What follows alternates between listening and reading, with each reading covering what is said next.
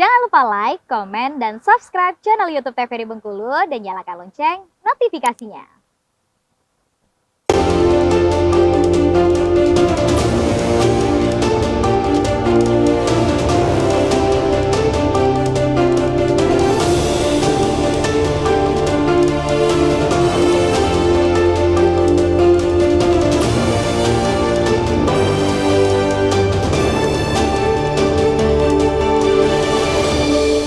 Pemirsa, Anda kembali menyaksikan Brando TVRI Bengkulu edisi hari ini dengan tema Menunggu Janji Politik. Tentunya masih dengan kedua narasumber kita, ada Bang Sony dan juga Bang Yuriska. Kita ada di segmen terakhir ini, Bang.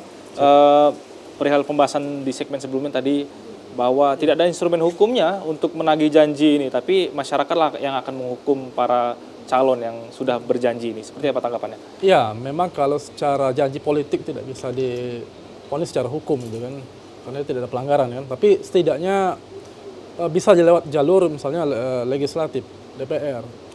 Di sana bisa bertarungnya seperti itu. Kalau secara politiknya gitu kan, bisa nanti bagaimana soal anggaran segala macam, dengan peraturan segala macam. Nah, di sana, saya pikir janji politik ya bisa ditagih. Atau justru malah harusnya ada instrumen hukum, Bang, yang menjamin hak masyarakat untuk menagih janji yang sudah ditebar oleh para calon. Ya bisa saja, karena tapi lewat jalur legislatif, bagaimana aturan dibuat segala macam. Tapi begitu, kalau soal bisa ditagih, saya pikir bisa ditagih. Semua orang bisa menagih, apalagi sekarang demokrasi secara langsung, kan? Semua bisa ditagih.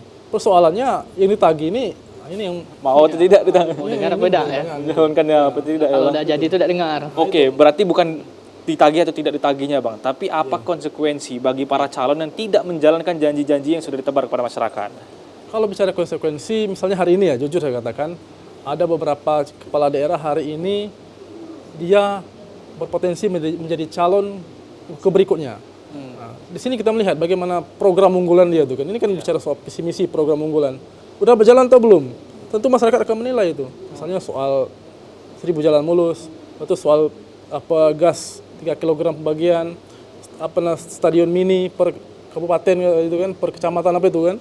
Nah, jadi akan dilihat itu bagaimana program unggulannya. Kalau tidak terlaksana, ini akan menjadi presiden buruk, menjadi campaign buruk di tengah masyarakat bahwa ya ini saja sudah tidak bisa melaksanakan dengan maksimal. Nah, apalagi nanti jadi lagi ke kiro itu kan, kalau bahasa Bengkulunya itu kan. Jadi kalau bicara soal konsekuensi, saya pikir jelas konsekuensinya. Kalau dia hari ini kepala daerah mau mencalon lagi, tentu orang akan melihat bagaimana dia selama ini. Oke, artinya hukumannya ini langsung dari kepercayaan masyarakat itu sendiri. Tapi kembali lagi, Bang, tingkat tadi sudah sepakat kita bahwa di segmen pertama, segmen kedua tadi bahwa tingkat pemahaman politik masyarakat kita ini masih rendah sekali untuk sampai mengetahui di titik itu. Oke lah, bagi para pemerhati dan lain sebagainya. Ketika tidak menjalankan janji-janji tadi, ini tidak banyak masyarakat yang tahu, asalkan dia sudah tenar dan lain sebagainya, dipilih lagi oleh masyarakat. Seperti apa tanda? Nah, betul. Memang secara di tengah masyarakat secara pendidikan politik belum maksimal. Tapi begini, biasanya kalau eksekutif masyarakat akan lebih 50-50. Satu sisi mau melihat dengan akal sehat, satu sisi dengan ini dapat apa kira-kira saya. Jadi akan masih 50-50. Kalau bicara legislatif mungkin mereka akan lebih banyak melihat soal dapat apa saya kan. Nah, kalau bicara soal kepala daerah, mereka biasanya akan ada intervensi tertentu lah ibaratnya ke mereka. Oh, ini orang kita, ini orang siapa, ini siapa, sanaknya siapa, dia tuh kerja selama ini apa, itu akan lebih dilihat lagi. Faktor hati nurani lebih dikedepankan lah ya, Bang. Akan ada sedikit hati nurani lah menurut saya di sana nanti. Kalau gitu kepala daerah. Oke, Bang Irsa, seperti apa tanggapannya, Bang? Oke, melanjutkan ya dari Bang Sony Taurus. Jadi kalau di kepala daerah ya, kalau kita memilih, dia akan sangat berbeda dengan legislatif. Di kepala daerah itu di Bengkulu ya, terutama Bengkulu yang mungkin pendidikan politik masih belum merata gitu ya. Tingkat kesukuan gitu ya, itu sangat kental sekali gitu ya. Ketika calon jadi biasanya kalau di pilkada itu kita lebih pendidikan politik ini lebih melihat ini dari mana, sama dengan suku saya enggak gitu ya. Itu bisa menjadi penilaian di masyarakat untuk memilih kalau di pilkada gitu ya. Kalau di pileg enggak, lebih kepada yang tadi ya, sekarang saya dapat apa harus pilih itu kan. Kalau di pilkada dia akan berbeda nanti ya. Jadi ada pekotakan gitu ya, ada kesukuan dan lain-lain, karena memang kalau di Bengkulu ya berbeda kalau di beberapa kota besar ini, mereka akan lebih melihat dari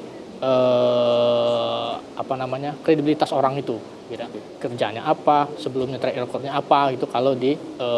Kalau pendidikan politiknya sudah benar-benar merata dan pemahaman politik di masyarakat tersebut sudah tinggi gitu ya. Oke, terakhir pesan kepada masyarakat kita Bang terkait dengan tema kita hari ini singkat saja, menunggu janji politik. Oke, untuk calon legislatif yang akan duduk ya, karena belum resmi dari KPU ya, ada 35 caleg DPRD kota ya, ada 45 DPRD provinsi, 4 DPD, 4 DPR RI ya, dan semua saya harapkan bisa menunaikan janjinya gitu ya, Bang Sony. Silakan lakukanlah, tunaikan janji kepada masyarakat, dan setelah duduk 5 tahun ini, itulah masa kampanye kalian, dan lakukanlah yang terbaik untuk masyarakat. Oke, Bang Sony, terakhir Bang, pesan kepada masyarakat kita terkait tema kita dan pembahasan kita hari ini. Untuk masyarakat atau untuk yang terpilih? Baik yang terpilih, baik kepada masyarakat dan semua. Sama dengan Bung Yuriska. Jadi kalau yang DPR mungkin hari ini legislatif terpilih ya. Saya pikir nggak neko-neko lah itu kan.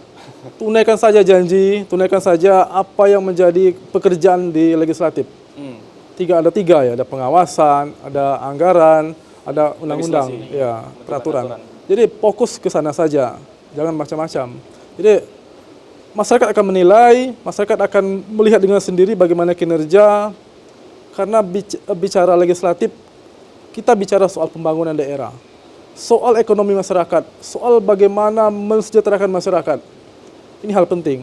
Makanya hari ini untuk mungkin yang terpilih teman-teman di legislatif, fokus saja dengan pekerjaan di DPR, seperti itu. Nah, kalau untuk masyarakat hari ini yang kita ke depan akan melakukan pemilu kada, pemilihan kepala daerah, pilkada, ya sekali lagi, saya mengharap betul ini kan, mari kita kedepankan akal sehat.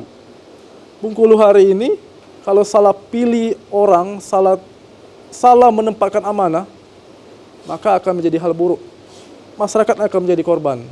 Kalau hari ini harga-harga mahal, lalu ditambah lagi ketika pemilihan nanti selesai, nanti orang yang memimpin kita, orang yang tidak mengerti menjawab persoalan, tambah sengsara seperti itu kan. Artinya kita akan jadi tambah sengsara karena nantinya ya Bang. Jangan karena hujan satu hari jadi kemarau 5 tahun ke depan ya Bang.